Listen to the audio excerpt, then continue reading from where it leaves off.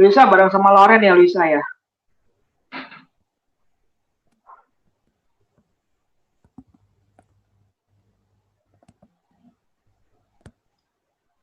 Halo Max, lagi.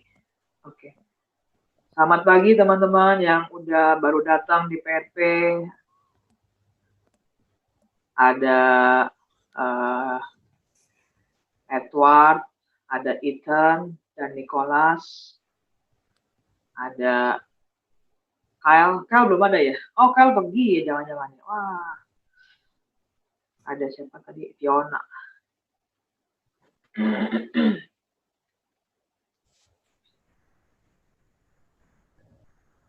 Ya, si Fiona pergi lagi.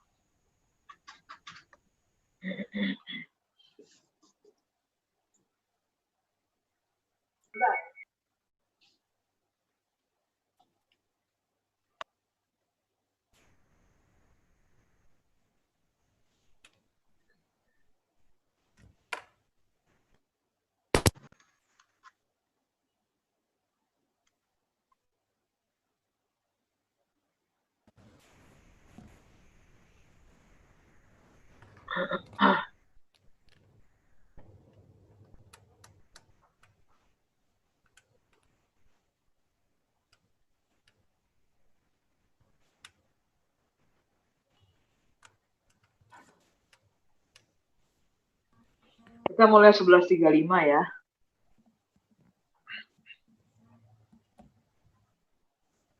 Si Kal ada. Kamu ikut si Fiona, Kal? Unmute.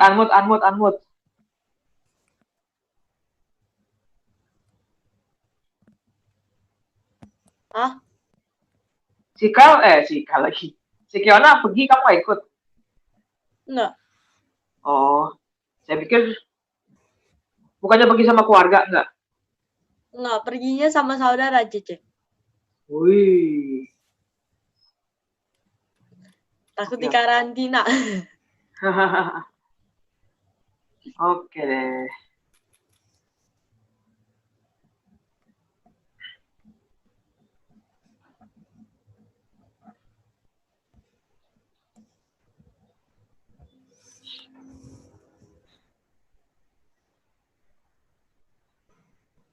G, lihat WA saya, G ya.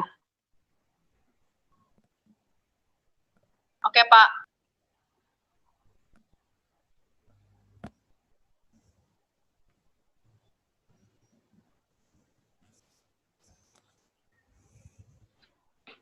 Gue lupa sih.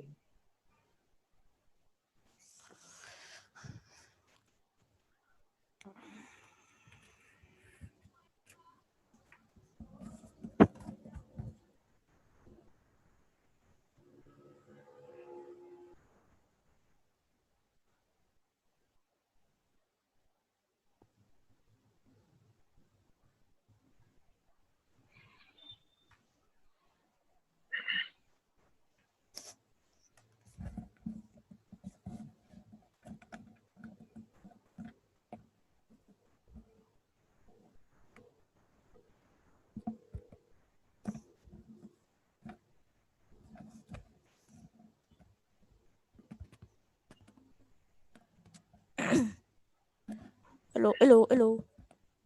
Yuk, mulai yuk. Oke, mulai ya. Ya. Teman, sebelum kita memulai chit-chat hari ini, marilah kita bersatu dalam doa. Marilah kita bersatu sejenak.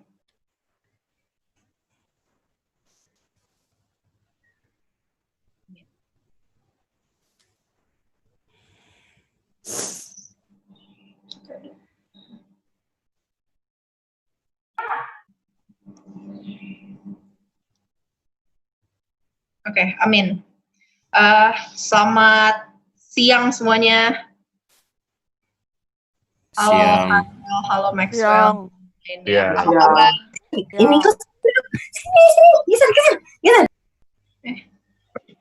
Oke. Jadi sebelum kita memulai chit chat hari ini, marilah kita menyanyikan satu lagu. Aku udah tulis di chat. Lagunya Betapa Aku Bersyukur. Oke, kita mulai ya. Jadi nadanya segini. Betapa aku bersyukur. 1, 2, 3. Betapa aku Aku bersyukur atas segala kasih semua yang kau yang untukmu guna bagiku. Harapu yang mulia melihara sempurna sertailah kamu namanya syukur kepadamu. Ku puji agung namamu, sembah, ku sembah kesucianmu. Aku ada sebagaimana, aku ada hanya karena anugerah. Oke, sebelum kita mulai cerita, marilah kita bersatu dalam doa. Tuhan Yesus, Allah Bapa kami yang berkata dalam belajar surga, Tuhan, terima kasih telah membimbing kami sampai hari ini ya Tuhan, sampai saat ini ya Tuhan. Tuhan, sekarang kami akan memulai cerita Tuhan yang memberikan kami kefokusan dan ketenangan Tuhan, sehingga kami dapat mengerti apa yang akan dibawakan oleh Pak Penginjil. Dan nama Pak Penginjil Hendro, dalam nama Tuhan Yesus kami tak berdoa dan mengucap syukur, amin. Oke, sekarang sebelum kita masuk ke dalam khotbahnya, kita mau menyanyikan satu lagu lagi.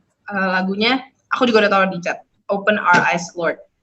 Dan teman-teman kalau boleh di-mute ya supaya suaranya nggak kecampur, soalnya suaranya nggak nyambung tadi, kayak waktunya nggak pas, jadi tolong di-mute ya.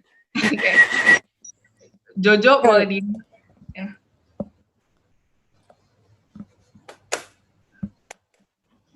Jojo. Ya, bentar. Oh ya, ya. Oke.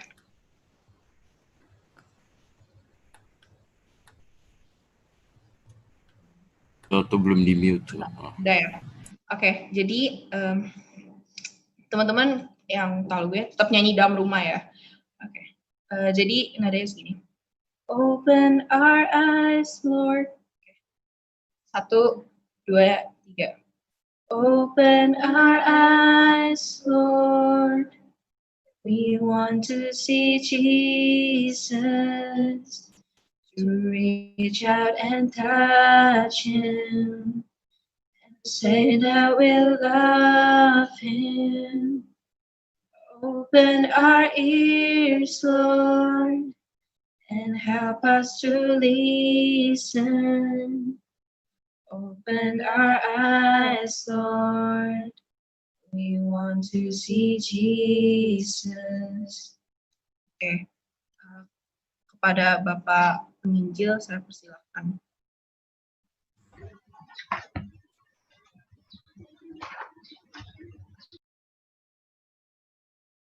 Halo, selamat pagi. Halo, selamat pagi. Pagi. Oh, selamat siang kali ya. Ya, terima kasih buat kesempatan siang hari ini untuk kita boleh belajar sama-sama. Siang hari ini tema yang diberikan kepada saya adalah tentang penderitaan. Ya. Apakah penderitaan itu bisa baik? Ya, kira-kira begitu. Saya akan mengajak kita untuk membaca 2 bagian firman Tuhan sebelum kita masuk di dalam doa. Kita buka Yohanes 16 ayat 33. Ya. Yohanes 16, 33.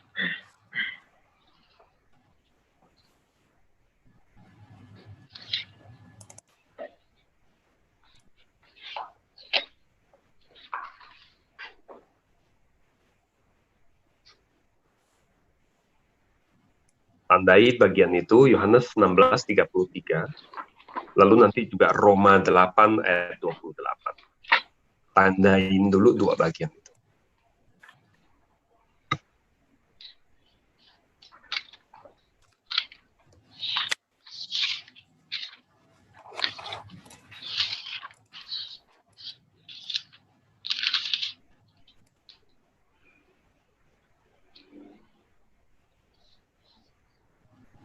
Yohanes 16 ayat 33.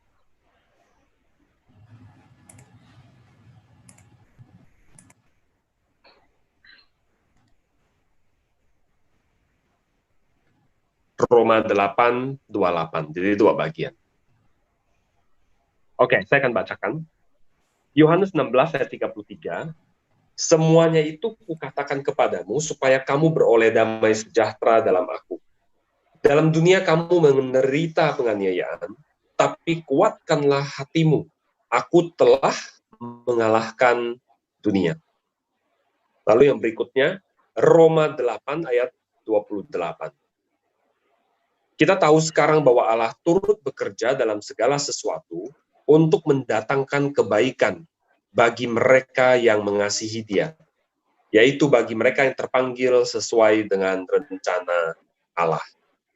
Demikian pembacaan firman Tuhan dari Yohanes 16 ayat 33 dan Roma 8 ayat 28. Kita berdoa terlebih dahulu sekali lagi sebelum kita masuk lebih lanjut.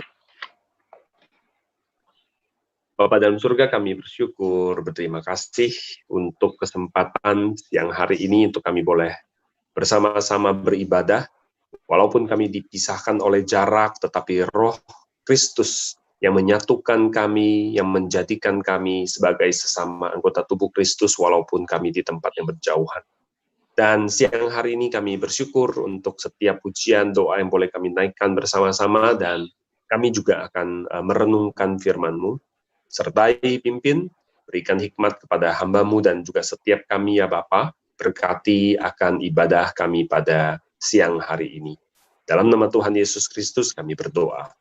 Amin. Oke. Saudara, di dalam membicarakan penderitaan, ya, ada sebuah argumen yang sangat populer yang disampaikan oleh orang-orang yang tidak percaya Tuhan untuk menentang keberadaan Allah, ya, berdasarkan adanya kejahatan, ya. Dalam bahasa populernya di luar sana sering disebut istilahnya the problem of evil. Jadi the problem of evil itu bagi orang-orang yang tidak percaya ini adalah tanda bahwa Allah itu tidak ada, ya. Adanya kejahatan itu demikian rupa bagi mereka kejahatan itu berarti Allah tidak. Ya, bagaimana jalan pikiran mereka? Maka di dalam bagian hari ini saya akan sampaikan yang argumennya itu terdiri dari 7 poin. Poin pertama mereka katakan begini. Kalau Allah itu ada, maka Allah itu pasti adalah Allah yang berkuasa, yang maha tahu dan sempurna secara moral. Poin yang kedua, kalau Allah itu berkuasa, pasti yang maha kuasa, pasti Allah itu berkuasa untuk melenyapkan kejahatan. Poin ketiga dikatakan bahwa jika Allah itu maha tahu, maka Allah juga pasti tahu bahwa ada kejahatan. Dan poin yang keempat, ya, dikatakan kalau Allah itu secara moral sempurna, maka Allah harusnya tidak menghendaki kejahatan dan Dia pasti mau untuk melenyapkan kejahatan. Ya, by the way, PowerPoint-nya mungkin bisa diikutin gitu ya, udah di poin keempat. Dan yang kelima, mereka mengamati bahwa kejahatan itu realitanya ada. Ya. Dan kalau kejahatan itu ada, dan Allah juga dikatakan ada, maka disitulah ketegangannya.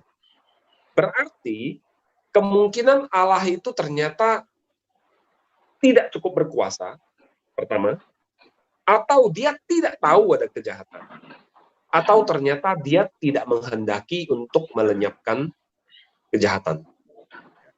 Maka berdasarkan poin yang keenam itu dikatakan kalau begitu tidak mungkin ada yang namanya Allah. Ya, ayat nomor ke-7 dikatakan therefore God doesn't exist. Ya, Allah tidak mungkin ada, begitu. Ya. Nah, saudara, argumen di atas itu seakan sangat solid, ya, karena berdasarkan logika dengan rasio dijabarkan dengan begitu indahnya begitu. Seakan-akan solid. Tetapi sebenarnya memiliki banyak kelemahan dan kontradiksi di dalam penjelasan-penjelasan. Saya akan ambil contoh. Ya, by the way, ini sekedar heads up buat teman-teman yang mungkin saat ini SMP atau bahkan SMA. Barangkali nanti ke depan kalian ketika kuliah atau apa khususnya akan banyak bertemu dengan orang-orang yang melontarkan argumen-argumen seperti ini. Nah, argumen-argumen seperti ini kelihatannya logis, bagus, ya, tapi sebenarnya banyak kelemahan di dalamnya. Misalnya, ya sebagai contoh, kalau Allah itu tidak ada, kalau Allah yang berkuasa, yang maha tahu, dan yang secara moral sempurna, baik adanya itu tidak ada, maka dari mana kita punya definisi kebaikan? Kita bahkan tidak punya definisi kebaikan. Karena apa yang baik bagi satu orang itu akan menjadi sangat relatif bagi orang lain, itu bisa baik, bisa juga tidak. Kita tidak akan pernah bisa punya definisi apa itu baik, apa itu jahat. Yang ada hanya preferensi. Atau saya sukanya ini, kamu sukanya itu. Gak ada yang baik. Ya, tapi semuanya adalah hanya masalah preferensi. Kalau tidak ada.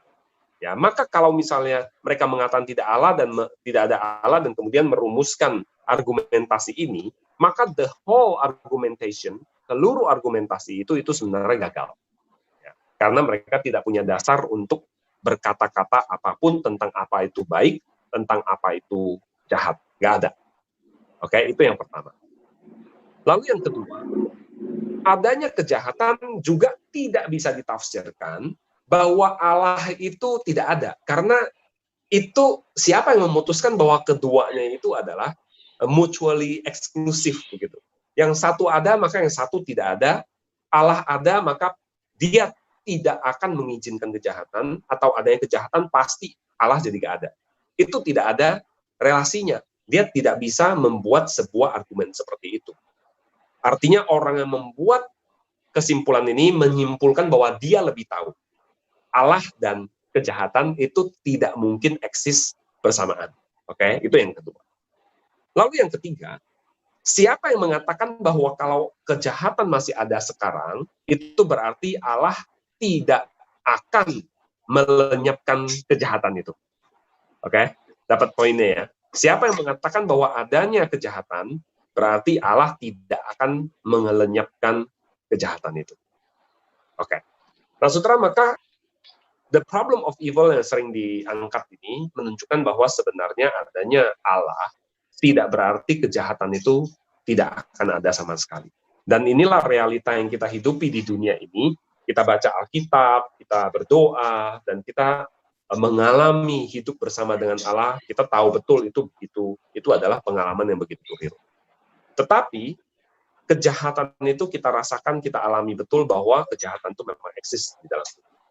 Nah, kalau memang demikian, lalu pertanyaan kita adalah dari mana datangnya penderita? Dari mana datangnya penderita? Kita harus take dulu terlebih dahulu, ya. Alkitab selalu menekankan bahwa kejahatan dan penderitaan itu bukan sesuatu yang diciptakan oleh Allah. Ya, kalau saudara ingat dalam Kejadian pasal yang pertama, ya, di dalam Kejadian pasal yang pertama, setelah Allah ciptakan semuanya, setelah hari ke-6 selesai, apa yang Allah katakan? Ya, Allah melihat bahwa semuanya itu sangat baik. Oke? Jadi ciptaan itu pada dasarnya adalah baik, termasuk manusia, termasuk relasi manusia dengan sesama. Ya, saat itu di ayat ke-6 sebenarnya sudah selesai dengan penciptaan Hawa. Tetapi memang belum dijelaskan lebih detail di dalam pasal 2, begitu kan. Nah, semuanya itu baik, sangat baik bahkan dikatakan. Ya, termasuk relasi manusia dengan binatang mungkin, dengan seluruh ciptaan yang lain, itu sangat baik. Lalu kenapa datangnya penderitaan dan kejahatan itu? Kita hanya bisa katakan bahwa itu adalah akibat dosa. Dosa yang tentu saja kita tidak bicara dosanya dalam pemahaman bahwa Adam dan Hawa jatuh dalam dosa. Tidak. Tetapi Alkitab pertama kali mengungkapkannya adalah bahwa sudah ada iblis yang jatuh dalam dosa. Nah, dari mana datangnya iblis? Maka banyak sekali scholar-scholar dan bagian Alkitab yang kayaknya memberikan indikasi bahwa si iblis ini adalah malaikat yang jatuh. Kenapa malaikat ini bisa jatuh? Ya karena kelihatannya sama seperti manusia, Allah menciptakan iblis itu, malaikat itu dengan kebebasan, ya dengan free will begitu. Sehingga kemudian jatuhlah malaikat ini dan yang menjadi pemimpin mereka adalah si iblis.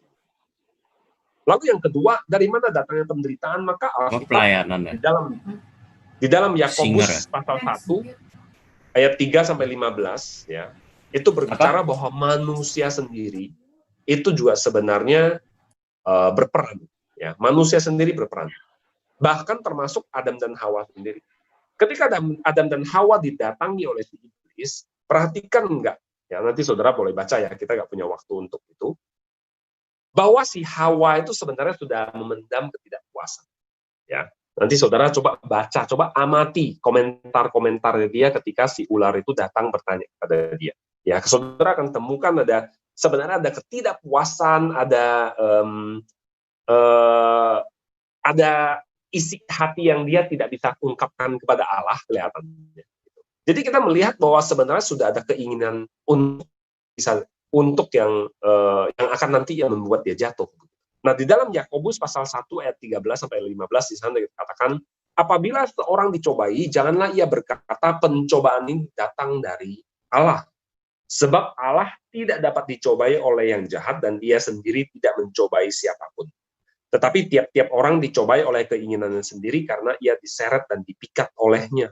Dan apabila keinginan itu telah dibuahi, ia melahirkan dosa. Dan apabila dosa itu sudah matang, ia melahirkan maut.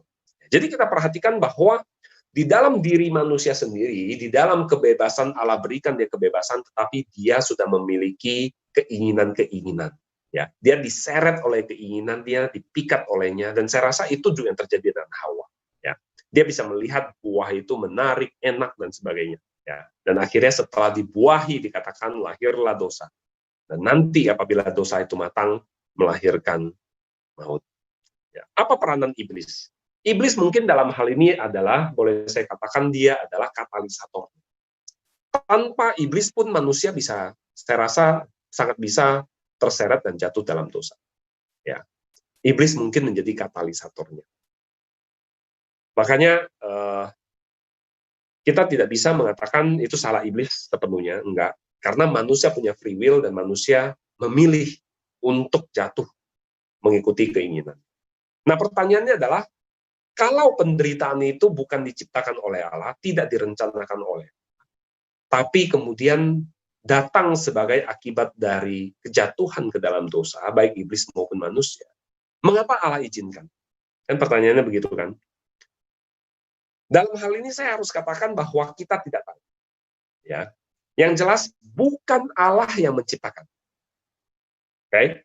Tetapi kita harus melihat bahwa Alkitab menunjukkan Allah mengizinkan dosa itu hadir. Baik melalui datangnya si iblis maupun manusia mempunyai free will, Allah mengizinkan untuk manusia untuk jatuh ke dalam dosa itu. Ya, kenapa? Maka kita harus mengatakan kita tidak pernah tahu. Karena Alkitab memang ya mostly silent dalam hal ini, tidak banyak mengatakan alasannya. Bahkan sesungguhnya ada ayat yang bunyinya seperti Ulangan 29 ayat 29. Ulangan 29 ayat 29 itu bunyinya begini. Hal-hal yang tersembunyi ialah bagi Tuhan Allah kita. Tetapi hal-hal yang dinyatakan ialah bagi kita dan bagi anak-anak kita sampai selama-lamanya. Supaya ia melakukan segala perkataan hukum Taurat ini. Ya, jadi kita tahu bahwa Alkitab memang memberitahu kita secara terbatas apa yang diperlukan untuk kita bisa menaati Allah, apa yang diperlukan untuk kita bisa mengasihi Allah, apa yang diperlukan untuk kita bisa hidup dengan benar di hadapan Allah, itu yang disampaikan. Tetapi masih begitu banyak hal yang kita belum mengerti, yang kita tidak bisa paham, yang Allah memang simpan bagi dirinya, dan itu tersembunyi bagi Allah saja. Begitu. Nah, kalau memang begitu, ya saya rasa kita juga tidak pada porsinya untuk ngorek-ngorek kenapa sih Allah izinkan, ayo dong Allah jawab dong gitu ya. Mungkin itu nanti kita tanyakan. Untuk saat ini kita harus berpuas diri untuk mengatakan, oke, ya Allah mengizinkan penderitaan, dia mengendalikan itu semua, tapi dia izinkan. Kenapa? Saya tidak tahu. Nah, pertanyaan kita sekarang selanjutnya adalah, kalau begitu, apa yang kita ketahui tentang penderitaan? Ya, supaya kemudian kita bisa bertindak semestinya, gitu kan? Supaya kita bisa bertindak sesuai dengan apa yang sudah diungkapkan oleh Alkitab. Ya, seperti tadi yang diungkapkan oleh Ulangan 29 ayat 29 itu, yang dinyatakan itu apa? Supaya kita lakukan segala perkataan hukum Taurat itu. Gitu kan? Apa yang Alkitab katakan supaya kita kemudian bisa melakukan atau kita bisa bertindak, kita bisa berpikir sesuai dengan itu. Apa yang kita ketahui? Pertama, apa yang kita ketahui adalah bahwa Allah ternyata menghadirkan kebaikan melalui dosa, penderitaan, dan maut. Hal ini penting. Karena kita tahu bahwa dosa, penderitaan, dan maut itu bukan the final say. Kalau ada dosa terjadi, ada penderitaan terjadi, ada maut terjadi, sangat disayangkan memang. Sangat disayangkan. Sangat disayangkan ada orang tua yang menyakiti anaknya. Sangat disayangkan ada anak yang tidak menghormati orang tua, misalnya. Sangat disayangkan bahwa ada orang tua yang kemudian saling menyakiti, bahkan bercerai, dan sebagainya. Sangat disayangkan bahwa guru bisa sangat melukai hati murid-murid, dan sebagainya. Sangat disayangkan bahwa saudara bisa saling menuntut di pengadilan, ya sangat disayangkan. Tetapi yang kita harus ketahui adalah bahwa ternyata Allah menghadirkan kebaikan di balik semua itu. Semua itu terjadi, ya, tapi kemudian di balik itu Allah kemudian hadirkan kebaikan. Ya, ini adalah sebuah penghiburan yang luar biasa bagi kita, bahwa di tengah-tengah dunia yang penuh penderitaan, dosa, dan maut ini, ya, kita tidak habis harapan begitu. Kita tidak kehilangan harapan, kita tidak putus asa. Kenapa? Karena kita tahu God is working out something. Oke. Saya akan berikan beberapa contoh. Contoh-contoh yang saya rasa saudara pasti sudah tahu, tetapi izinkan saya untuk mengingatkan saudara. Yang pertama adalah Yusuf. Ya, banyak contoh yang bisa saya ambil, tapi saya akan ambil beberapa yang memang pasti saudara familiar, sehingga akan lebih mudah untuk saya jelaskan. Saudara, saya rasa Yusuf dijual ke Mesir, ya, kerja di rumah Potifar, kemudian dipenjara, baru kemudian diangkat menjadi wakilnya Firaun. Semuanya itu punya sebuah benang merah yang sangat indah. Kelihatannya ketika Yusuf waktu dia masih remaja, ketika dia dijual itu, usianya sekitar 17 tahun. Yusuf seperti apa yang saudara lihat di situ? Ya, ada orang mengatakan Yusuf kelihatannya dia adalah mungkin seorang remaja yang sombong. Mungkin dia adalah seorang remaja yang pongah begitu ya. Tapi kalau saya sih, frankly saya tidak melihat seperti itu sih. Saya rasa Yusuf bukan seorang remaja yang pongah, sombong, tapi barangkali dia adalah seorang remaja yang kurang berhikmat, gitu, kurang bijak. Coba bayangkan, kalau kita perhatikan antara Yusuf dengan Daniel, kelihatannya Daniel itu kalau ingin menafsirkan mimpi, dia mesti doa dulu, puasa dulu, dan sebagainya. Kelihatannya. Tapi Yusuf, begitu mimpi diceritain, dia tafsirkan. Ya, begitu tukang roti dan tukang anggur, juru roti dan juru minumnya Firaun ceritakan mimpinya, dia tafsirkan mimpi. Begitu Firaun ceritakan mimpinya tentang 7 sapi gemuk, 7 sapi kurus, 7 gandum kurus, 7 gandum gemuk itu, begitu ceritain, Yusuf ceritain artinya. Maka kelihatannya ketika Yusuf bermimpi waktu dia muda itu, waktu dia kecil itu, dia remaja, mungkin ada kemungkinan dia sudah mengerti arti mimpinya. Lalu kenapa dia ceritakan ke saudara-saudaranya? Apakah dia ingin memberitahu mereka nanti aku akan berkuasa atas kamu? Ya, tiap kali dia ceritain, dan saudara-saudaranya juga nangkep meaning dari mimpinya itu karena waktu itu begitu jelas gitu ya, doa mimpinya itu. Akibatnya saudara-saudaranya itu jadi antipati, benci sama dia. Tapi toh ketika dia mimpi lagi, dia ceritain lagi, saudara. Saya rasa dia kurang berhikmat. Lalu kemudian ketika papanya begitu pilih kasih, berikan dia jubah maha indah. Lalu papanya bilang, tolong dong kamu cari dong koko lagi pergi kemana. Dia cari mereka dengan pakai jubah itu, saudara. Saudara, kalau bayangannya sekarang adalah koko-kokonya itu lagi kerja keras, ya lagi kerja lapangan, mungkin mereka ya, bayangan kita adalah seperti, mungkin kalau di Jakarta itu adalah tim oranye, begitu ya, lagi gali got dan sebagainya. Mungkin kerjaan mereka menggembala, ya dengan pakaian yang pantas untuk kerja menggembala itu. Lalu Yusuf datang kepada mereka dengan jubah maha indah itu. Bayangkan. Jadi ketika saudara-saudaranya didatangi oleh Yusuf dan mereka marah, itu sebenarnya cukup wajar. Cukup wajar. Yusuf dalam tanda kutip tidak bijak menghadapi situasi itu. Maka kemudian ketika Yusuf dijual, dia mengalami berbagai pergumulan itu. Saya melihat bahwa seluruh rangkaian pergumulannya itu, dia difitnah di rumah Potifar. Pertama, setidaknya dia jadi budak dulu bagi Potifar. Ya, walaupun diperlakukan semanis-manisnya oleh seorang tuan, menjadi budak itu tetap menderita. Ya, dia tadinya anak yang dimanjakan oleh orang tuanya, tapi kemudian dia harus kerja sebagai budak. Itu sebuah pergumulan. Lalu dia dijerumuskan ke dalam penjara. Ya, baru di sanalah kita melihat bahwa di sana dikatakan Tuhan menyertai Yusuf, menyertai Yusuf, menyertai Yusuf, dan akhirnya dia muncul sebagai seorang yang bijak. Itu yang pertama, Yusuf. Ya, Allah menghadirkan kebaikan di dalam hidup Yusuf melalui dosa yang lahir dari kelakuan saudara-saudaranya, penderitaan, bahkan bahaya maut yang dihadapi. Yang kedua, saudara. Yang kedua saya rasa adalah Ayub. Ayub itu seorang yang benar. Kita nggak bisa menyangkal itu. Ya. Sejak di dalam pasal pertama dikatakan ketika anak-anak Allah berkumpul, lalu di antara mereka ada si iblis, Allah sendiri yang bilang duluan, apakah engkau melihat hambaku Ayub? Tidak ada seorang pun yang seperti dia. Saudara, dipuji oleh Allah sendiri. Ya, Ayub dipuji oleh Allah sendiri. Maka sebenarnya di awal pasal itu, Ayub pasal 1 itu, dia sudah seorang yang berhikmah. Dia seorang yang saleh dan sebagainya. Tetapi melalui serangkaian ujian dan pergumulan, 42 pasal kemudian, di pasal 42 ayat 1-6, Ayub bilang apa kepada Tuhan? Ya, setelah dia melalui berbagai peristiwa yang mengenaskan, yang tragis dalam hidupnya, lalu kemudian dia bergumul begitu rupa di hadapan Allah. Teman-temannya datang sampai habis akal menghadapi dia. Setelah dia bergumul demikian lama, panjang lebar, ya, maka jawab Ayub kepada Tuhan dalam Ayub 42 ayat 1-6 itu. Aku tahu, ya, dia katakan ya, bahwa engkau sanggup melakukan segala sesuatu dan tidak ada rencanamu yang gagal. Firman-Mu, siapakah yang menyelubungi keputusan tanpa pengetahuan? Ya. Lalu kemudian saya akan loncat sampai kemudian di ayat kelima. Ayat kelima itu Ayub berkata apa? Hanya dari kata orang saja aku mendengar tentang engkau, tetapi sekarang mataku sendiri memandang engkau. Oleh sebab itu aku mencabut perkataanku dan dengan menyesal aku duduk dalam abu, debu dan abu.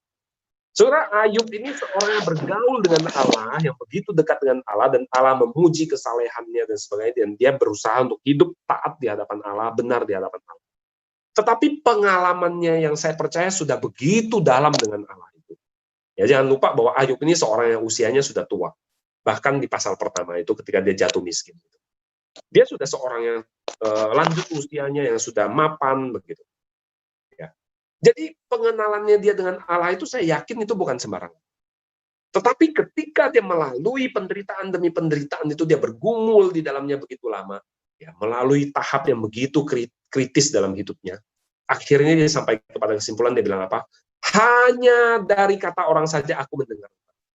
Kalau dibandingkan saat ini setelah aku bergumul demikian lama, kalau dibandingkan dengan saat ini aku melihat engkau, aku kenal engkau, maka dulu aku hanya dengar engkau dari kata-kata orang.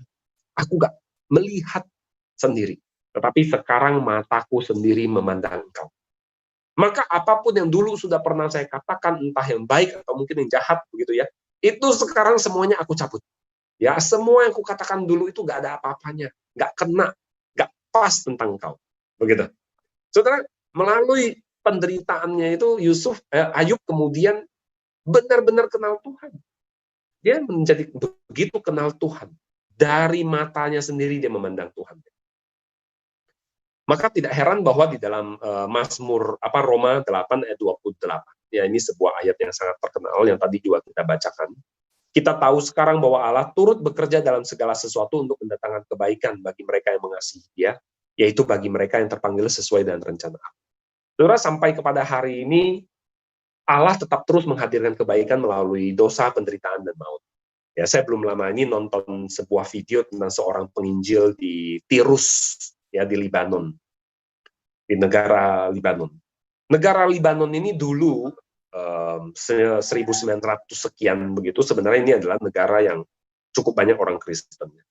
Tetapi kemudian berangsur-angsur berubah melalui berbagai krisis, antara lain tertular oleh krisis di Palestina, maka negara Libanon itu kemudian orang-orang Kristen banyak terusir keluar. Nah, di tengah-tengah situasi seperti itu ada sebuah keluarga yang suaminya itu meninggalkan istrinya. Suami ini meninggalkan istrinya dan meninggalkan anaknya yang bernama Muhammad Yamud, ya, Muhammad Yamud, yaitu menjadi seorang yatim. Ya, akhirnya dimulai dari 6 tahun itu dia sudah berkeliaran di jalan. Ya, karena nggak ada papanya. Nggak terperhatikan. Dia berkeliaran di jalanan, jadi preman jalanan begitu dari 6 tahun. Tapi di sekitar tempat dia jadi gelandangan itu, ada gereja yang mengadakan sekolah minggu dan dia diundang untuk datang. Dan dia melihat gereja ini sangat perhatian, sangat memperhatikan dia, dan maka karena di rumahnya juga tidak diperhatikan, dia pergilah, sering-sering pergi ke sekolah minggu, walaupun dia tetap Islam. Gitu. Ya. Tetapi melalui serangkaian interaksi, setelah bertahun-tahun dia berinteraksi, dia karena bisa hidup di jalanan, tidak ada orang tua yang terus mensupervisi dia, begitu ya. Dia jadi punya kesempatan untuk berpikir bebas, untuk bisa belajar Quran, belajar Alkitab, dan sebagainya. Akhirnya dia jadi terima Tuhan Yesus, dan sampai hari ini, dia jadi seorang penginjil yang sangat efektif di beberapa kota di Libanon, saudara. Ya, bahkan sekarang katanya dia mulai akan masuk ke Yordania. Siapa yang menyangka bahwa seorang anak yang ditinggal oleh ayahnya sejak 6 tahun, kemudian akan mengalami itu. Ya, mungkin kita tidak membayangkan. Ya, mungkin dia sendiri juga tidak membayangkan. Nah, saudara, hal yang kedua, apa yang kita ketahui? Hal yang kedua. Ya, tadi yang pertama, Allah menghadirkan kebaikan. Hal yang kedua yang kita ketahui adalah bahwa Allah telah mengalahkan dosa, penderitaan, dan maut. Ya, ini yang Alkitab nyatakan. Kalau hari ini kita mengalami penderitaan, kita mengalami dosa, bahkan maut sekalipun, ya, itu bukan berarti kemudian Allah meninggalkan kita di dalam kondisi yang dikalahkan oleh dosa dan penderitaan itu. Enggak. Sebenarnya Allah telah mengalahkan dosa, penderitaan, dan ya. Saya bacakan satu ayat dalam Yohanes 16 ayat 33 tadi yang kita bacakan. Ya, ini bagian dari serangkaian pembicaraan Tuhan Yesus dengan murid-muridnya. Dia katakan demikian. Semuanya itu kukatakan kepadamu supaya kamu beroleh damai sejahtera dalam aku. Dalam dunia kamu menderita penganiayaan. Ini kan sebentuk penderitaan kan. Tetapi kuatkanlah hatimu. Aku, ya kata Tuhan Yesus, aku telah mengalahkan dunia. Dia bukan saja mengalahkan penderitaan itu, dosa itu, tapi dunia. Ya, di dalam Yohanes kata dunia itu seringkali punya konotasi kosmos, yaitu punya konotasi adalah pihak yang berseberangan dengan Allah, gitu ya. Makanya dalam Yohanes 3 ayat 16 misalnya dikatakan, karena begitu besar kasih Allah akan dunia ini, ya, konotasi dunia itu adalah dunia yang melawan Allah. Oke. Maka di sini juga aku telah mengalahkan dunia. Ini adalah dunia yang melawan Allah. Allah telah mengalahkan dosa, penderitaan, dan maut. Dan dia katakan, kamu di dalam dunia ini akan mengalami penderitaan. Kamu di dunia ini akan mengalami penganiayaan. Ya. Tetapi kuatkanlah hatimu, aku telah mengalahkan dunia. Dalam Yohanes 19 juga, ya, ketika Tuhan Yesus di atas kayu salib, kita melihat dengan jelas ya bahwa penderitaan terbesar, ya ini kan penderitaan terbesar yang dialami oleh orang benar, itu ternyata kemudian menuntaskan dosa-dosa kita. Yohanes 19 ayat 30 sebelum Tuhan Yesus melepaskan, menyerahkan nyawanya, dia katakan sudah selesai. Apanya yang sudah selesai? Ya, apanya yang sudah selesai? Yaitu tugasnya. Ya, yaitu tugasnya datang ke dalam dunia ini untuk mati, menggantikan kita, menuntaskan dosa-dosa, menuntaskan penghapusan dosa kita. Itu yang sudah selesai, saudara. Dan yang terakhir, saya rasa bukti dari Allah telah mengalahkan dosa adalah, catat ini saudara, ini begitu penting. Bukti bahwa Allah telah mengalahkan dosa, penderitaan, dan maut adalah kebangkitan Kristus. Dan saudara tidak akan temukan kepercayaan manapun, dimanapun, yang berbicara tentang Allahnya yang mengalahkan maut dengan bukti bahwa dia bangkit dari maut, sebagaimana Kristus. Ya, jangan lupa, ini bukan dalam dongeng, Kristus adalah sosok historis. Oke, saudara tidak akan temukan kepercayaan manapun yang Allahnya sosok historis yang masuk ke dalam dunia, dan kemudian dia bangkit, tidak ada kuburnya. Saudara nggak akan temukan. Seringkali di dalam dialog-dialog misalnya antar umat beragama, orang-orang seringkali bilang, oke, kita bisa berdialog, tapi tinggalkan Yesus. Kita jangan bicara tentang Yesus. Nggak bisa. Ya, nggak bisa. Ya, kita harus bawa Yesus, karena kekristenan adalah tentang Yesus. Tentang Yesus yang datang, mati, menggantikan kita, dan kemudian dia bangkit, menang. Kita nggak bisa tinggalkan Yesus. Tapi begitu kita bawa Yesus, pembicaraan itu jadi nggak equal, saudara. Pembicaraan itu jadi nggak nyimbang, karena tidak ada kepercayaan lain manapun yang mempunyai fitur seperti itu. Nggak bisa. Ini kalau misalnya kita lagi membandingkan handphone ceritanya, misalnya contohnya kita membandingkan handphone. Kita bawa handphone yang ada fitur-fitur berbagai macam, tapi kemudian teman kita hanya bawa handphone yang bisa SMS tok, begitu. Ya, nggak akan bisa dibandingkan. Ya, Kristus itu lain daripada yang lain, nggak bisa dibandingkan. Ya, kebangkitan Kristus yang bangkit itu membuktikan dia lain daripada yang lain, dan dia juga telah mengalahkan dosa, penderitaan, dan maut. Itu yang kedua. Yang ketiga, apalagi yang kita ketahui tentang penderitaan di dalam dunia ini? Saudara, penderitaan di dalam dunia ini adalah tetap sesuatu yang sementara. Ya, itu yang Alkitab sampaikan buat kita, bahwa itu sementara. Kadang-kadang penderitaan di dalam dunia itu kita alami dalam bentuk kita akan dibenci, kita akan dicerca karena kita percaya Tuhan. Kadang-kadang penderitaan kita adalah dalam bentuk kita kemudian dianiaya karena kepercayaan. Kadang-kadang penderitaan kita ada dalam bentuk bahkan kita harus menghadapi maut. Ya, tadi Muhammad Yamud yang saya katakan itu, dia katakan aku siap mati. Karena dia sudah sering diancam akan dibunuh. Ya, tapi dia ambil resiko itu. Kenapa dia ambil resiko itu? Karena dia tahu. Ya, hal yang ketiga adalah bahwa Allah satu saat nanti akan secara total melenyapkan dosa, penderitaan, dan maut. Hari ini kita katakan bahwa Tuhan Yesus sudah bangkit dari maut. Dia sudah mati di atas kayu salib dan dia sudah bangkit, dan dia telah mengalahkan dosa, penderitaan, dan maut. Dia sudah menang. Dia sudah kalahkan penderitaan dan maut. Tetapi akan datang harinya ketika dia akan lenyapkan semuanya. Kapan, saudara? Pada saat kedatangannya yang kedua. Pada saat kedatangan Kristus yang kedua. Wahyu 21 ayat 2-5b berkata demikian. Dan aku melihat kota yang kudus, Yerusalem yang baru, turun dari surga dari Allah, yang berhias bagaikan pengantin perempuan yang berdandan untuk suaminya. Lalu aku mendengar suara yang nyaring dari tatah itu berkata, lihatlah, kemah Allah ada di tengah-tengah manusia, dan ia akan diam bersama-sama dengan mereka. Mereka akan menjadi umatnya, dan ia akan menjadi Allah mereka. Dan ia akan menghapus segala air mata dari mata mereka, dan maut tidak akan ada lagi. Tidak akan ada lagi perkabungan atau ratap tangis atau duka cita. Sebab segala sesuatu yang lama itu telah berlalu. Ia yang duduk di atas tahta itu berkata, lihatlah, aku menjadikan segala sesuatu baru. Ya, maaf ada beberapa salah ketik begitu ya.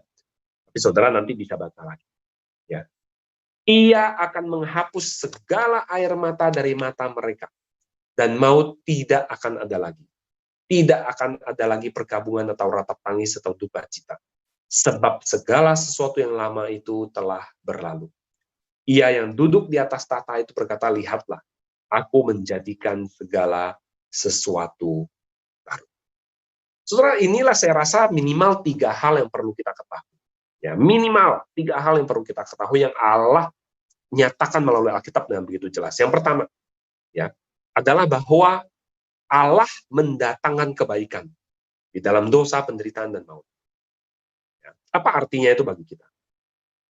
Saudara, saya berharap bahwa saudara, dan saya percaya ya, saya berharap dan saya bahkan percaya bahwa saudara pada umumnya mempunyai keluarga yang baik-baik. Ya, orang tua yang mengasihi, ayah ibu yang hidup harmonis. Kadang-kadang mungkin mereka berantem. Ya, kadang-kadang mungkin orang tua juga marahin kalian dalam ketidakpahaman mereka. Ya, saya juga punya 2 anak, satu SMA kelas 3, satu SMP kelas 3. Dan saya juga kadang-kadang juga konflik dengan mereka begitu. Dan kadang-kadang setelah konflik saya mendapati saya yang salah. Gitu kan. Mungkin kadang-kadang itu yang kita alami. Ya, kita mengalami berbagai hal seperti itu. Ya. Tapi kita percaya bahwa Allah akan mendatangkan kebaikan. Bahkan mungkin di antara saudara, ya mudah-mudahan tidak ada. Mungkin teman saudara melihat mereka hidup dalam keluarga yang sepertinya berantakan banget. Ya. Tapi percayalah bahwa Allah, ya, kalau dia berserah kepada Allah, Allah akan datangkan kebaikan di dalam hidupnya. Ya, di dalam usia saya yang 45 ini, saya kadang-kadang ketemu dengan orang-orang yang juga punya latar belakang hidup yang sepertinya tragis gitu. Tragis. Ada yang masa remajanya itu hidup dengan penuh kekerasan, ya, tapi kemudian melalui semua itu dia tumbuh sebagai seorang pemuda yang sangat kuat. Kuat dalam arti mental. Ya, dia tidak mudah menyerah, dia tidak mudah patah semangat dan sebagainya. Dan akhirnya dia bisa sangat menjadi berkat. Saya juga tahu ada orang-orang yang di usia muda dia sudah karena masalah tertentu dia dikhianati oleh orang yang dia percaya, lalu dia jatuh miskin, berhutang miliaran rupiah di usia muda begitu. Tapi dia kemudian menjadi seorang yang sangat kuat juga. Ya, dan dia bisa bangkit lagi, dan ketika dia bangkit lagi dia justru menjadi seorang yang sangat penuh belas kasihan gitu kepada orang-orang yang lagi terpuruk dan sebagainya. Dia sangat punya empati. Ya. Allah mendatangkan kebaikan melalui berbagai dosa, penderitaan, dan maut. Ya, jadi kalau misalnya kita saat ini atau nanti ke depan saudara menghadapi pergumulan dan sebagainya, jangan menyerah. Ada hal baik yang Tuhan pasti kerjakan. Pasti ada. Pasti ada hal baik yang Tuhan sedang kerjakan. Jangan menyerah. Yang kedua, saudara, Allah telah mengalahkan dosa, penderitaan, dan maut. Ya. Maka apapun penderitaan yang kita alami, one day it will pass. Ya, one day it will pass. Satu kali nanti itu akan lewat. Jangan sampai saudara misalnya mengambil keputusan seperti sebagian orang yang berpikir gak ada jalan lagi, saya bunuh diri. Ya. Jangan pernah saudara mempunyai opsi itu. Jangan pernah juga saudara merasa sepertinya papa mama gak punya harapan lagi, atau saya gak punya harapan lagi. Di sekolah saya pasti gagal, gak akan punya harapan lagi. Never think like that. Ya. Selalu ada harapan karena penderitaan yang paling berat, kematian sekalipun itu telah dikalahkan oleh Kristus. Sakit penyakit mungkin ada anggota keluarga kita atau bahkan saudara sendiri satu kali nanti bisa saja misalnya mengalami sakit penyakit dan sebagainya. Jangan anggap itu menjadi sesuatu yang sepertinya sakit penderitaan ini penyakit yang nggak akan teratasi. Saya akan mati. Kalaupun mati, so what? Allah telah mengalahkannya gitu. Ya, we don't have anything to worry about it. Okay. Kita tetap bisa menghadapi. Dan yang terakhir, yang ketiga tadi, pada saatnya nanti Allah akan tuntaskan, akan lenyapkan semua kejahatan itu. Ya. Jadi kalau saudara saat ini melihat di dunia ini masih tidak adilan dan sebagainya, dan satu kali nanti Allah akan tuntaskan. In the meantime, sementara ini ketika kita hidup di dunia, mungkin boleh tampilkan slide saya yang terakhir. Sementara kita hidup di dunia ini, mungkin ada 3 hal yang kita bisa lakukan. Ya, sebagai penutup, saya akan ambil 3 kata yang saya sangat senang dengan rangkaian kata ini.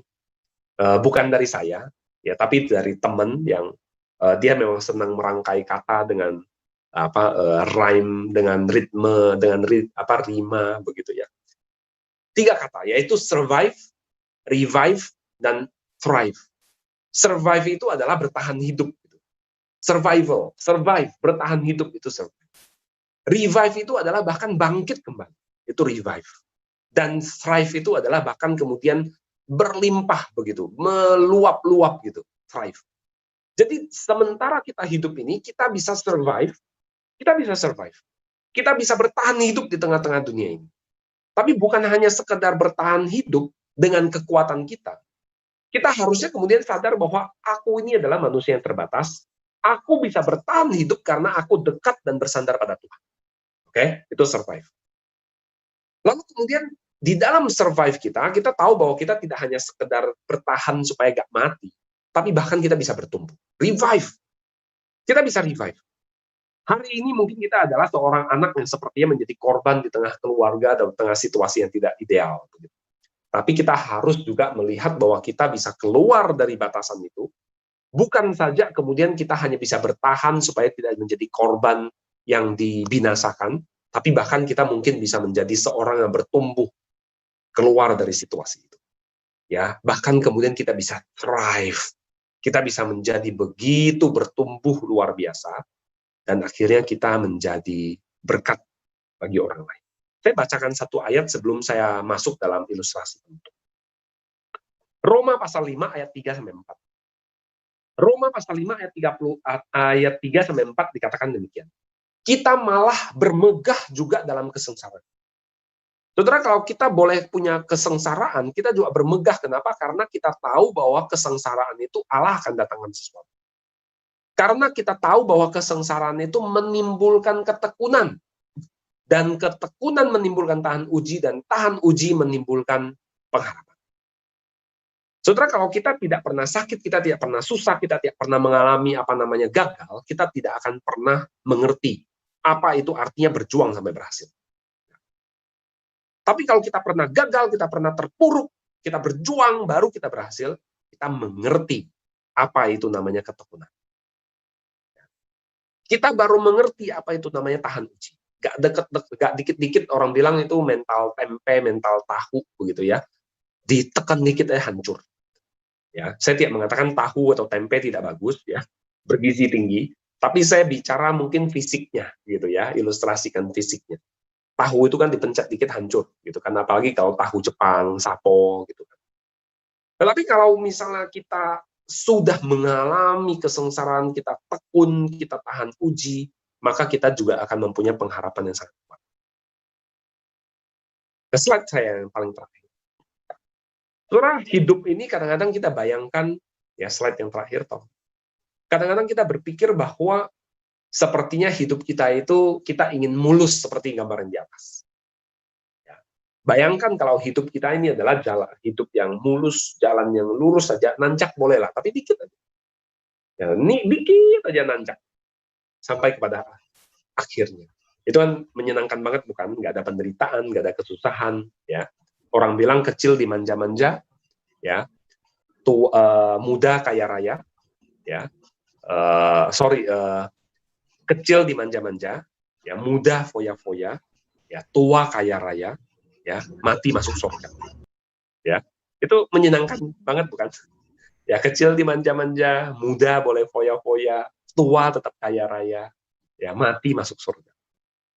Kita membayangkan kita mau tuh punya perjalanan hidup yang sepertinya lancar, gak ada kendala, gak ada tantangan, gak ada hambatan. Ya.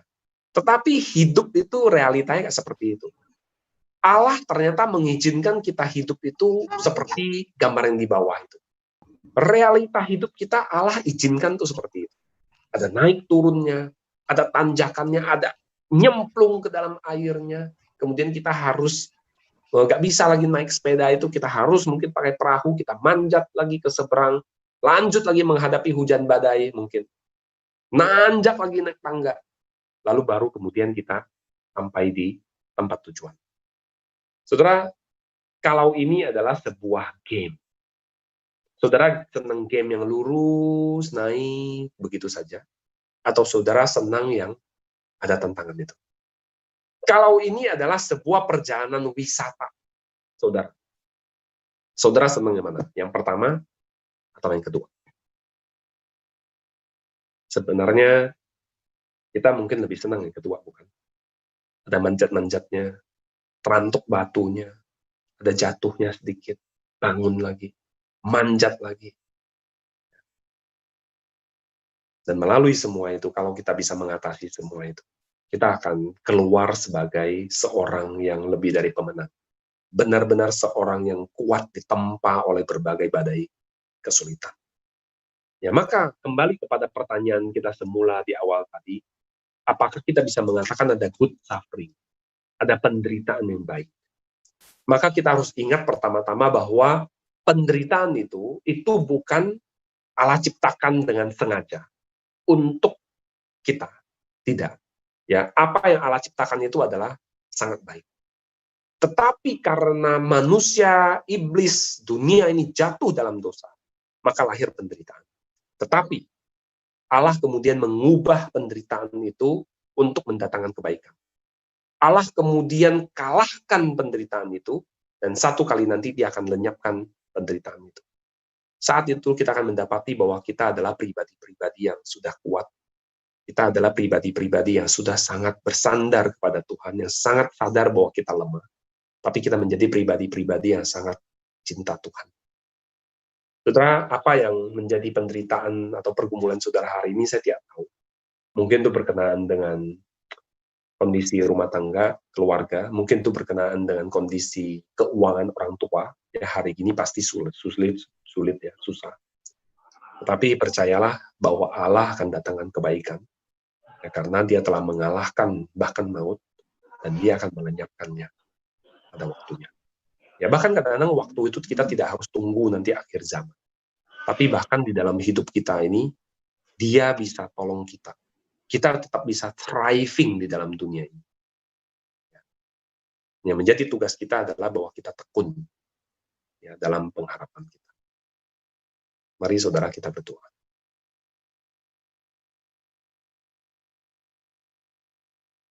Bapa dalam surga, kami hidup di tengah dunia yang ada penderitaan. Jujur kami tidak suka penderitaan. Kami bertanya-tanya mengapa ada penderitaan. Kami membayangkan kalau tanpa penderitaan, hidup kami akan sangat indah. Tetapi realitanya penderitaan itu ada. Dan kami melihat bahwa Allah mengizinkan penderitaan itu akhirnya hadir dalam hidup kami bukan tanpa alasan. Bahwa Engkau menjadikan banyak hal baik lahir sekalipun ada kejahatan itu. Tuhan tetap in control, Tuhan tetap pegang kendali, mendatangkan berbagai kebaikan buat kami yang terpanggil sesuai dengan rencana Tuhan. Bahkan kemudian kami melihat bahwa Yesus Kristus datang ke dalam dunia mengalahkan maut, bangkit dari maut, dari kematian. Engkau telah menang. Dan Engkau berjanji bahwa saatnya nanti Engkau akan melenyapkan, menghapuskan segala air mata dari mata kami. Dan tidak akan ada lagi tangis, tidak akan ada lagi penderitaan. Bapa dalam surga, inilah kami anak-anak-Mu. Tolong kami untuk bukan saja sekedar bisa survive di tengah dunia ini, tapi kami revive kembali. Kami di-revive kembali, bangkit. Bahkan kami boleh thrive, boleh bertumbuh, berkembang. Demikian rupa. Sehingga kami bahkan bisa menjadi berkat bagi orang-orang lain yang menderita di luar sana. Terpujilah nama-Mu ya Bapa. Dalam nama Tuhan Yesus Kristus kami berdoa. Amin.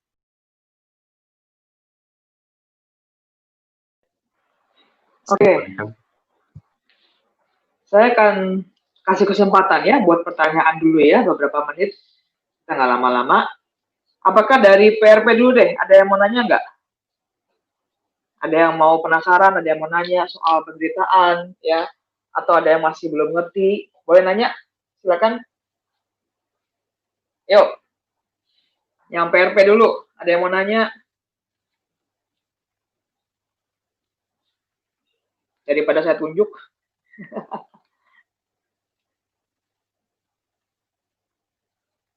Kyle, mau nanya nggak Kyle? Nggak? Maxwell? Yang kritis-kritis? Luisa ada PRA ya? Lucia lupa. Alden, Rizal, mau nanya. Ethan, Nicholas, Fiona, nanya Joshuaku. Oke, kalau nggak ada yang nanya, saya nanya beneran ya. Sekarang saya nanya, apa sih jadinya yang kamu dapetin hari ini? Nah, itu dia. Yang paling gampang deh. Apa yang kamu dapetin hari ini? Kyle. Apa Kyle? Hah? Kok geleng-geleng? Suruh khotbah ulang nih. Maxwell.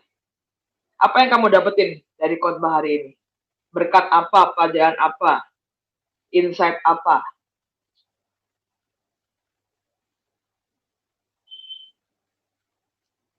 Maxwell. Oh.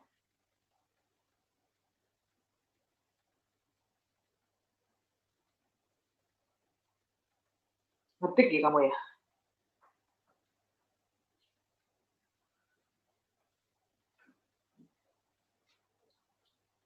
Alden, Rizal, Alden. Kamu dapat apa hari ini?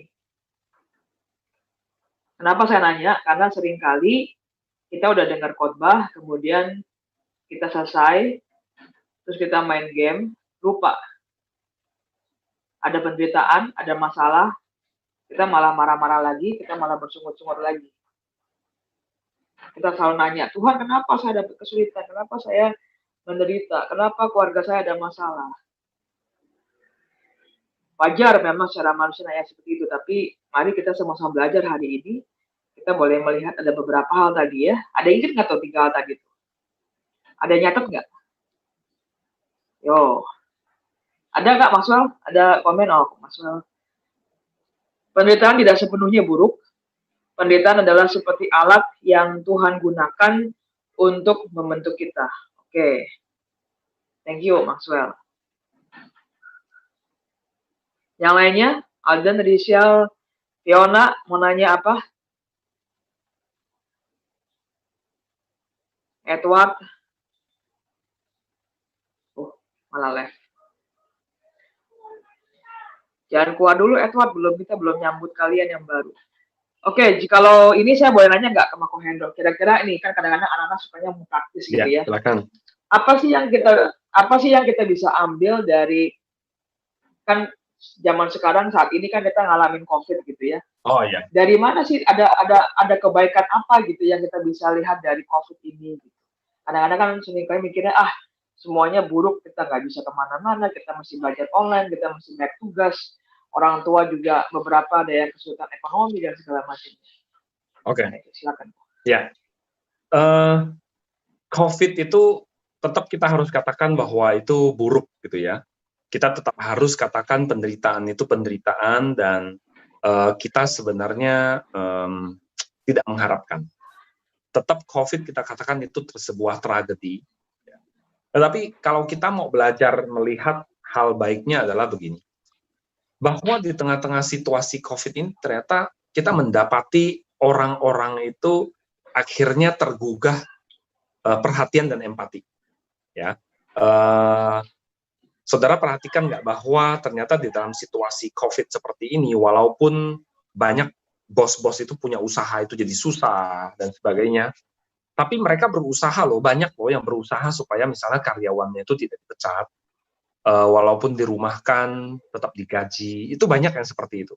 Karena mereka berpikir kita nggak mungkin bisa pecat semua karyawan ini, nanti mereka hidupnya kayak apa gitu. Ya, ada kepedulian-kepedulian seperti itu. Saya rasa itu jadi hal yang baik gitu. Dan bagi keluarga-keluarga Kristen, bagi bos-bos yang Kristen khususnya, ini jadi kesempatan untuk bersaksi. Ya, ini jadi kesempatan untuk bersaksi. Itu satu. Lalu yang kedua, saya rasa di dalam situasi seperti ini, kan kita jadi ngumpul di rumah tuh. Ya kan? Adik-adik yang di remaja pemuda, mungkin kalau pemuda mungkin udah gak terlalu ini ya, remaja khususnya. Masih ingat gak kapan terakhir kali papi mami itu bisa di rumah sekian lama?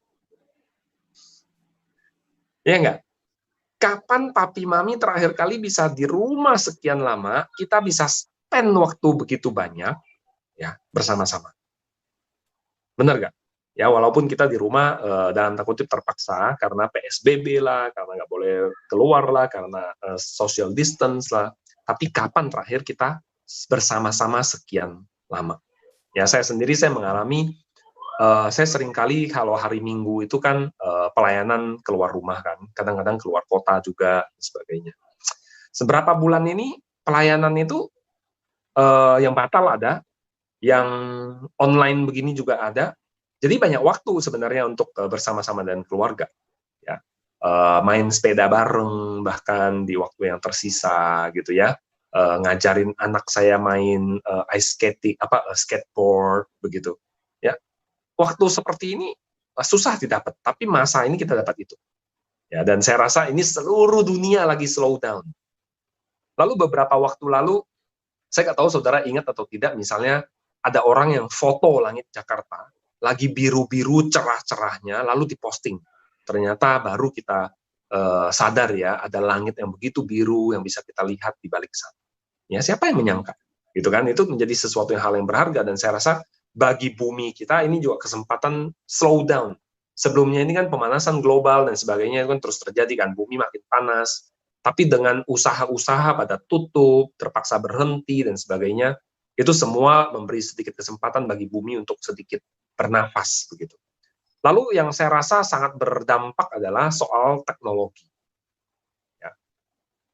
Yang namanya perubahan itu manusia paling susah menghadapi perubahan. Ya.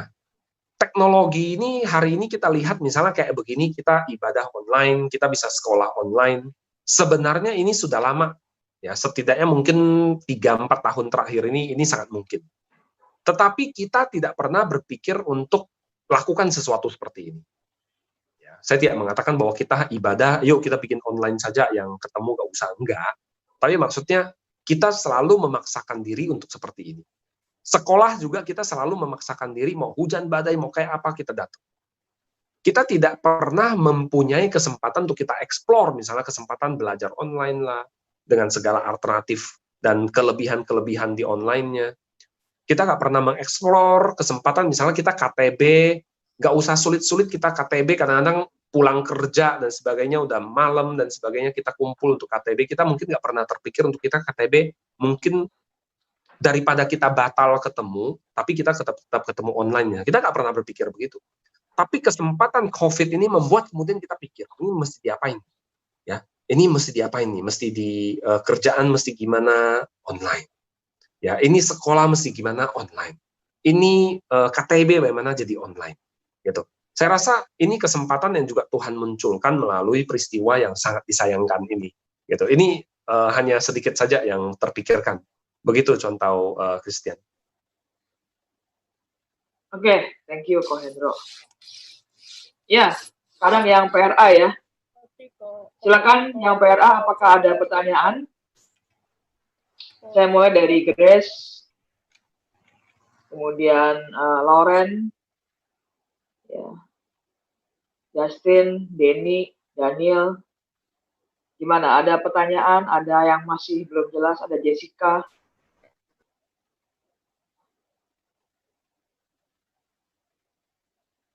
Ada? Jadi udah siap ya kalau kita menghadapi penderitaan. Saya seringkali berpikir penderitaan COVID ini masih belum seberapa parah. Karena kalau ya ini kan dugaan-dugaan gitu ya. Saya melihat ada dugaan kalau Indonesia ini atau Pulau Jawa ini akan bisa kena apa tuh namanya megatrust ya, gempa. Itu saya udah paling mikirnya ya wajar ya, manusia takut gitu ya.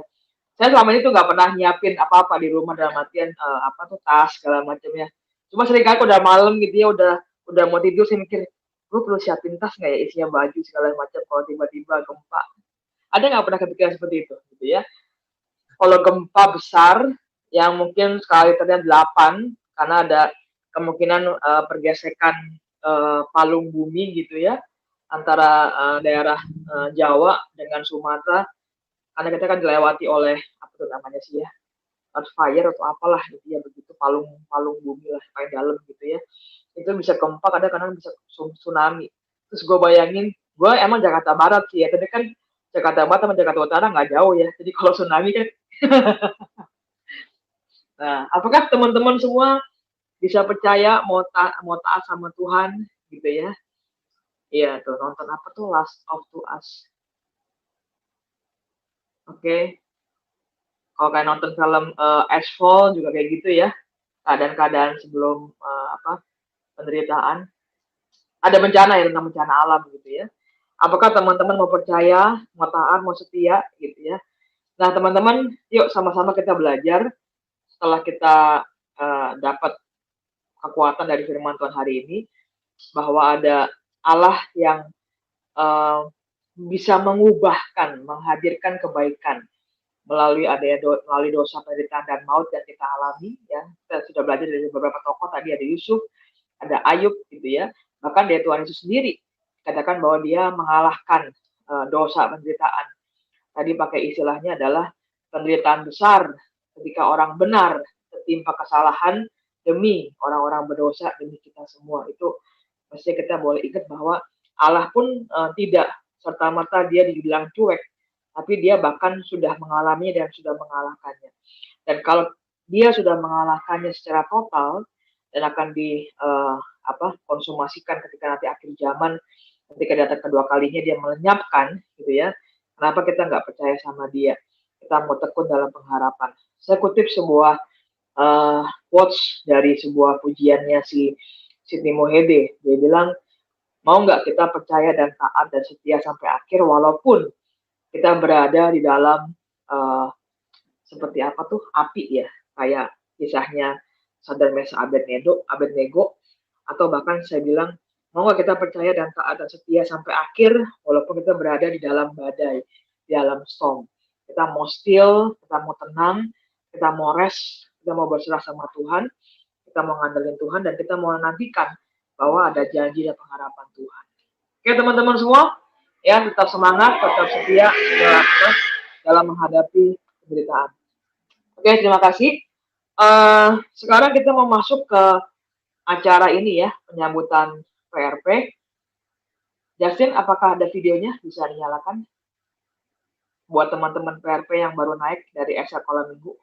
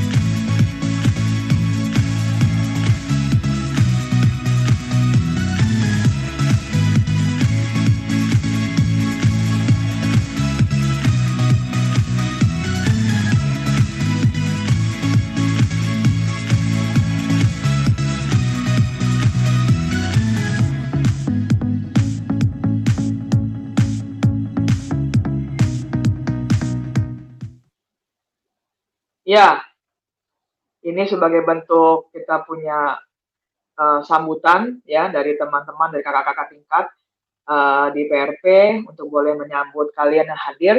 Boleh nggak sekilas kita boleh kenalan? Jadi teman-teman yang baru datang boleh diulang nggak?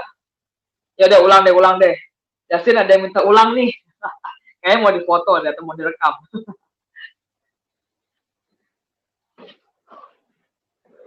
Ada yang merasa terenyuh kali ya, terharu. Gak ada yang bercanda.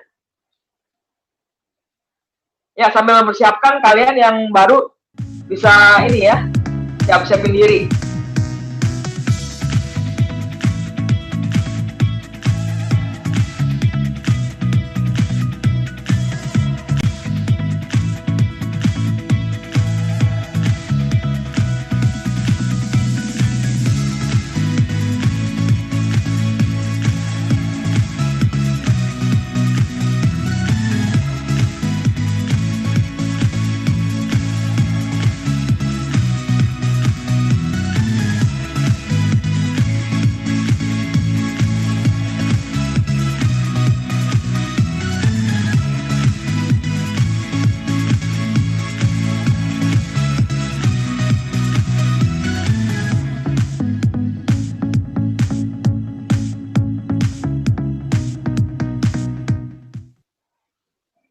Oke. Yuk, mulai dari Alden, kenalin nama, kemudian sekolahnya sekarang di mana, dan hobinya apa, gitu ya. Sekilas aja sebentar. Silakan Alden, bisa mic-nya nyala bisa ya?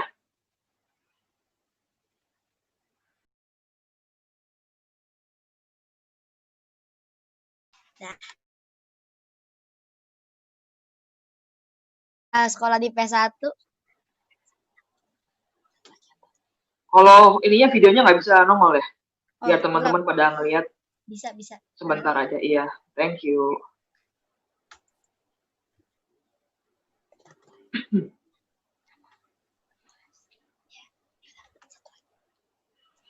Tadi yang di awal-awal video dia main bola. Oh, lagi di jalan ya, sorry ya. Jauhin dikit HP-nya. Cuma kelihatan mukanya apa? Kelihatan matanya doang. Nah, itu dia ya. Oke, teman-teman, ini Alden ya, adiknya Cerisel. Kalian yang di SMP 7 udah tahu ya. Nah, Dari kenal, Pak. sekolah minggu. Ya, salam kenal buat Alden. Oke, thank you Alden. Oh ya, hobinya apa Alden? Hobinya main basket. Kayak foto. Oh ya, basket. Oke, mantap. Oke, berikutnya. Oke, Jo, nggak apa-apa Jo. Thank you Jo ya. Kalau mau set up. Next, Alden, kemudian Edward, ada nggak Edward ya? Apakah sudah keluar Edward? Kayaknya sudah nggak ada. Oke, Ethan ada nggak Ethan? Ada Ya. nih, ada Ethan. Pak Edward ada. lobat tadi katanya Pak. Iya. Ethan, boleh kenalin diri Ethan? Ada. Nggak kelihatan.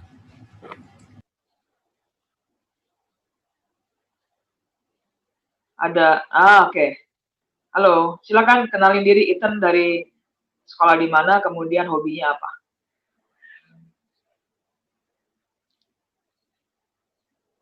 Suaranya tidak terdengar. Suara di di HP-mu atau itu ada voice-nya digedein bisa nggak? Mic-nya kayaknya kagak jalan. Kau pakai HP atau apa? Soalnya dia udah unmute. Iya. Kalau nggak bisa diketik aja Ethan, nggak kedengaran suaranya soalnya. Ethan sekolah Karunia ya, bener ya? Gimana? Kyle. Ethan sekolah di mana ya?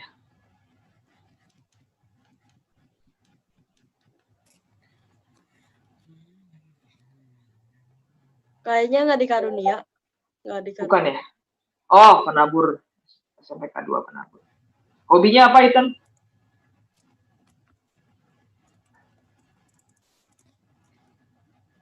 Berikutnya Fiona ya. Kemudian habis itu Kyle. Habis itu ada Freddy nggak ya? Oke, hobinya main game. Main game apa nih? Mobile Legends?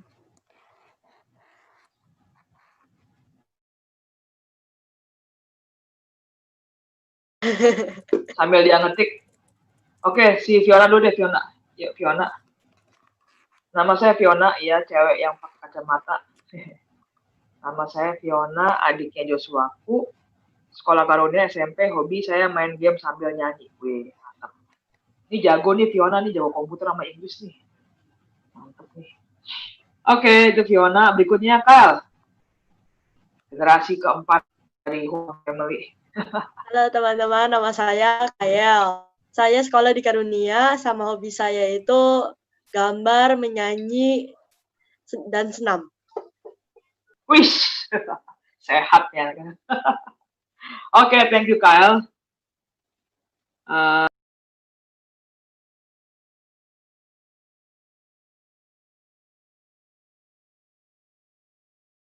Ya, selamat bergabung buat di PRP ini gitu ya. Semoga kalian bisa beradaptasi, kalian punya teman di sini dengan kakak-kakak yang ada gitu, dengan koko-koko, dengan cici-cici. Semoga kalian bisa enjoy, kalian bisa have fun gitu ya. Oke, saya akan menyambut dari perwakilan pembimbing. Apa ada Cijoy atau Cilili boleh menyambut, Ci? Silakan kasih kata-kata penyambutan mewakili pembimbing. Selamat datang di PRP. Selamat bertumbuh bersama. Kedengeran nggak? Ya, boleh direspon Kyle, Fiona, dan Ethan. Ini Cilili, ya. Halo, Ci. Halo. Ya. Selamat bergabung dengan Cici. Cici. Bener ya, Cici masih di PRP. Nggak ada, Cici udah di PRA. Kamu udah besar sekarang. Kayaknya dulu lihat masih bayi, sekarang udah di remaja.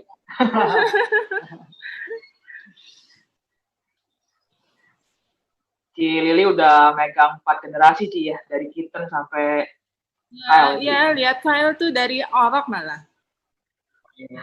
Oh, Bayi, saya sekarang udah remaja. iya. Oke, ya, jadi itu ya teman-teman, ada Koko Cicinya, nanti ada Cijoy, ya ada Kok Kevin, ada Koryo, dan juga ada saya sebagai pembimbing PRP. Selamat bergabung, ya. Oke, berikutnya saya serahkan ke Grace lagi ya, Grace. Grace. Silakan, Grace. Saya serahkan untuk doa tutup dan terima kasih. Nanti terakhir saya lagi buat persembahan sama kita foto bareng. Oke, yang doa tutup mau saya atau Bapak? Boleh siapa aja. Setelah kamu mau minta siapa, mau minta Kohendro juga boleh. Untuk doa penutup saya silakan. Lanjutkan dengan Bapak, terima kasih ya.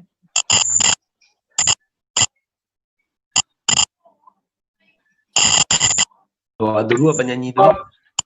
Doa dulu kok. Doa dulu ya, oke. Ya. Yuk. Bapak, kami bersyukur untuk siang hari ini, untuk ibadah kami bersama. Kami berterima kasih bahwa Tuhan telah memimpin menyertai. Kami boleh bersama-sama melihat perspektif Alkitab tentang penderitaan. Bahwa penderitaan itu bukan sesuatu yang semestinya, yang sangat disayangkan, yang hadir karena dosa. Tetapi toh itu sudah terjadi dan Tuhan, Engkau tidak membiarkan penderitaan itu menyiksa kami, tapi Engkau kemudian mendatangkan kebaikan bagi kami. Engkau bahkan kemudian telah mengalahkan penderitaan itu. Engkau telah menaklukkan maut sekalipun, dan Engkau telah berkemenangan. Dan waktunya akan tiba bahwa Engkau akan melenyapkan seluruh penderitaan dari muka bumi. Engkau akan membawa kami untuk hidup bersama dan Engkau pada waktunya. Sementara kami ada di dunia ini, tolong supaya kami bisa survive, bahkan revive, dan bisa thrive di tengah dunia ini. Kami melewati segala lembah dan puncak pergumulan yang harus kami lewati, dan kami bertumbuh melaluinya, bahkan kemudian menjadi berkat melaluinya. Terima kasih Bapa, kami berserah ke dalam tangan-Mu, Tuhan berbelas kasihan dan memimpin kami. Hanya dalam nama Tuhan Yesus Kristus kami mengucap syukur, kami berdoa. Amin. Bapak terima kasih. Bapak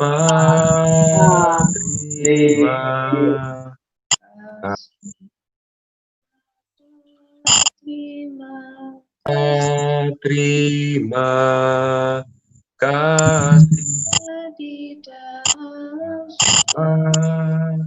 di dalam surga.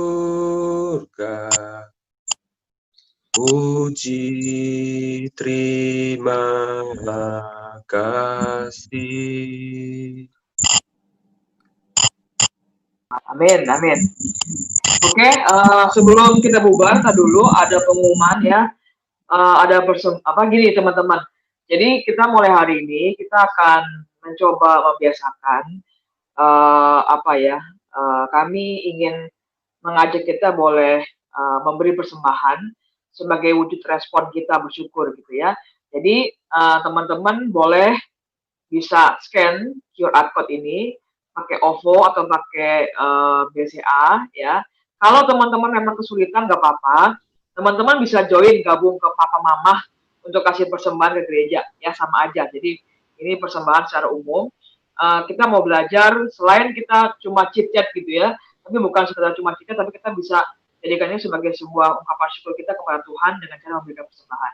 Nah, teman-teman bisa scan pakai HP kalian, ya itu bisa transfer pakai OVO, ya pakai kartu ke BCA, atau kalau teman-teman nggak bisa, nggak apa-apa, kedepannya nanti teman-teman bisa tetap join ke Papa Mama kalian untuk kasih persembahan, ya.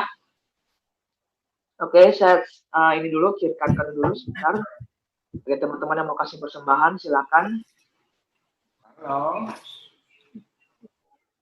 Jangan lupa dulu, abis ini kita mau foto ya.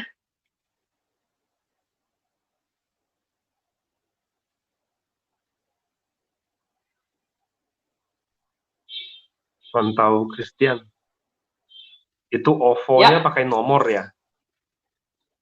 Buntutnya 9625 buntutnya. Aduh, saya nggak tahu nih. Soalnya ini ke nomor ketua majelis. Oh gitu ya? Iya.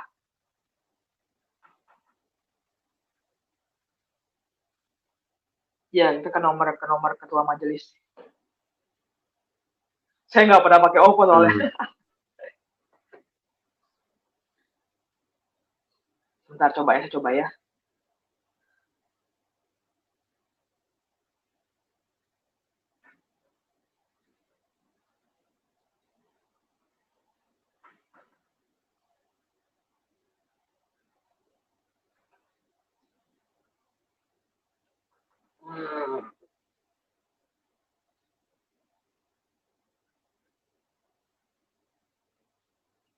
Tahan.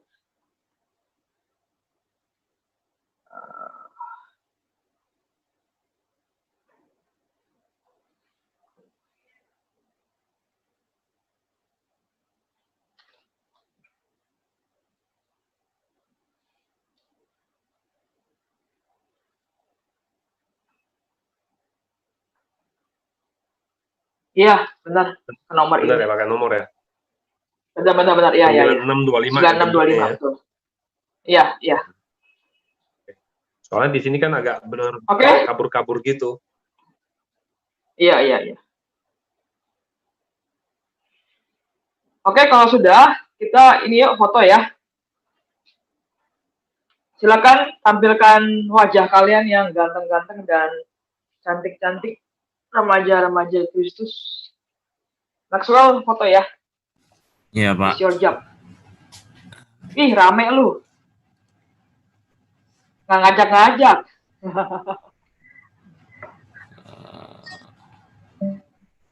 Yuk, siapa Maxwell ya? Foto semua ya. Saya percayakan kepada kamu. Oke. 1, 2, 3. 1, 2, 3. Dah. Udah semua ya, sampai Joshua ke belakang. Oke, terima kasih. Selamat siang.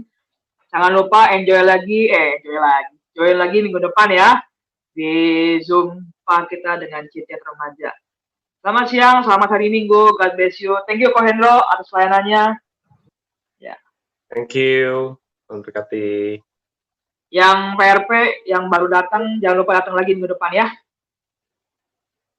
Nantikan pengumuman-pengumuman berikut di grup masing-masing di PRP atau di PRA. Thank you Grace, pelayanannya. God bless semuanya. Terima kasih Pak, makasih Pak. Dadah. Thank you host Anna, thank you. Ya, bye. Ngalif ya. Makasih Pak. Yuk, sama-sama.